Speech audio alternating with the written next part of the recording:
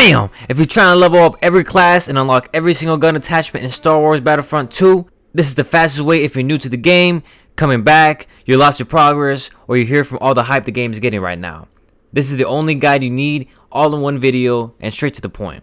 This method applies to the four main classes: the Assault, the Heavy, the Officer, and the Specialist, as well as all the heroes and reinforcements like the Enforcer, Aerial, and Infiltrator.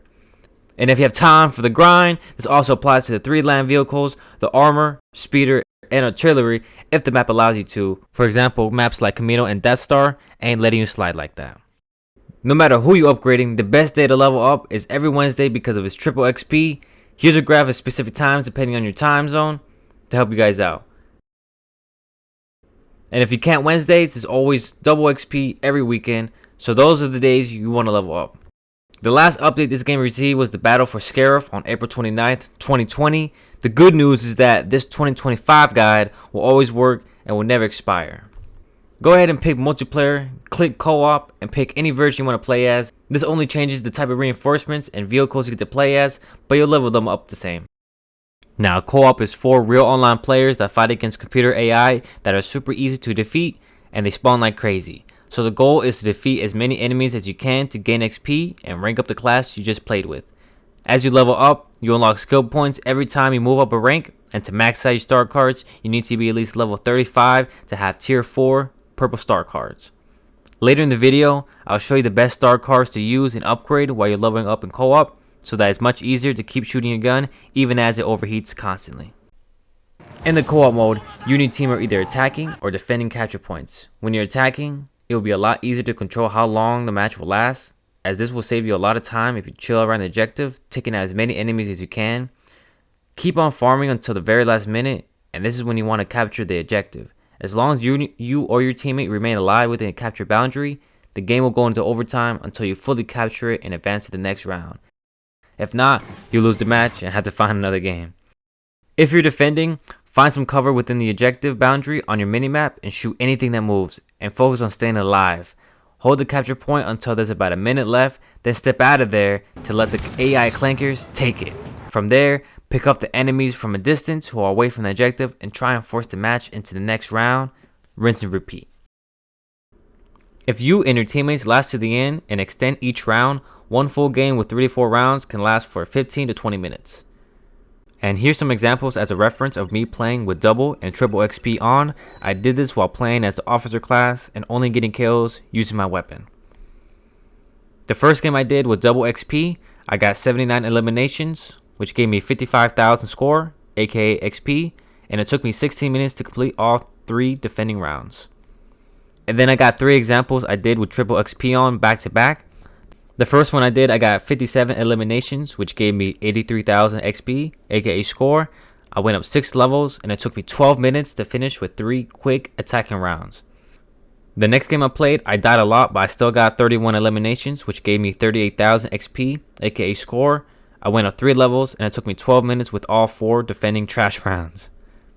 And then the best game I did, I got 69 eliminations, which gave me 100,000 XP, aka score.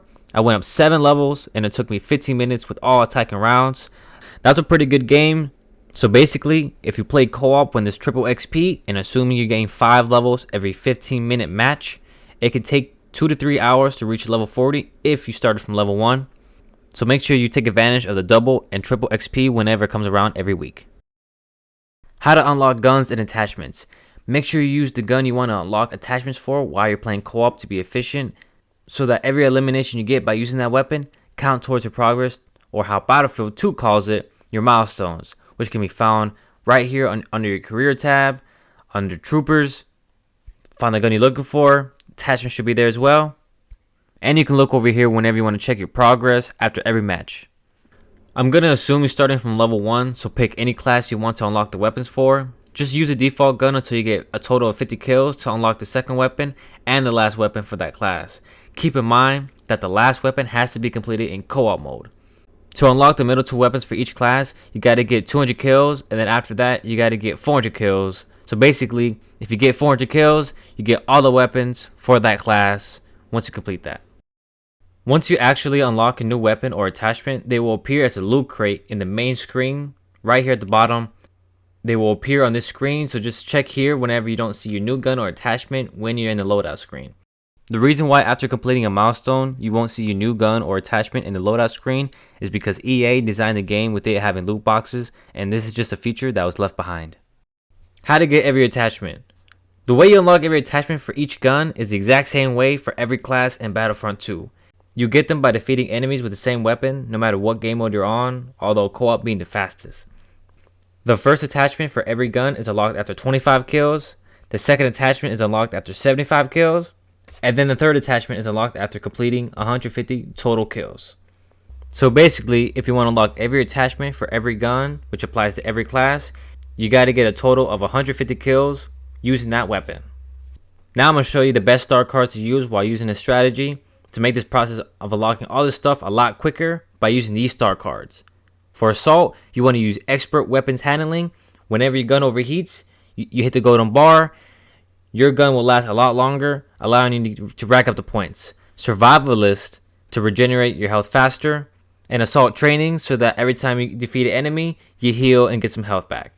For the heavy, you want to use expert weapons handling, obviously, and survivalist for the same reason. But this time, I suggest to use improved combat shield to regenerate and add health whenever you're in the match.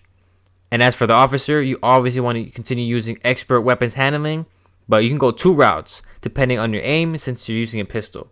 You can either do resourceful and blast command if you got bad aim. These two have synergy. Resourceful allows you to use blast command a lot quicker, and then blast command will allow you to use your weapon even though it overheated by clicking the button.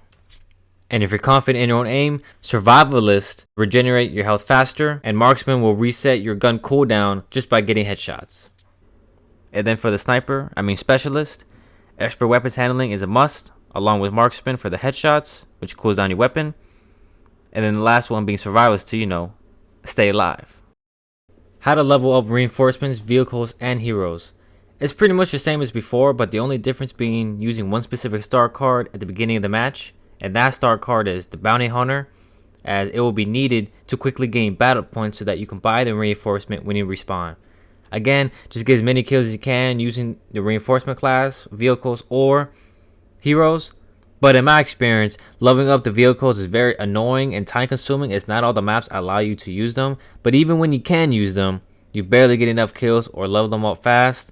So your best bet is to play as the vehicles whenever there's triple or double XP to get the max level. With that being said, that's pretty much it. I hope this 2025 guide, which will never expire, gave answers to those people who needed a simple, straight to the point guide on how to level up and unlock every attachment for every class. Comment down below if you would like for me to make in-depth videos covering how to level up fast, the best star cards, and the top in-game strategies for each hero in the game. Make sure you like the video if this helped you out, subscribe if you're new, and watch my other videos I posted on the channel. I appreciate you guys tuning in and wanting to learn, and I'll catch you guys in the next video.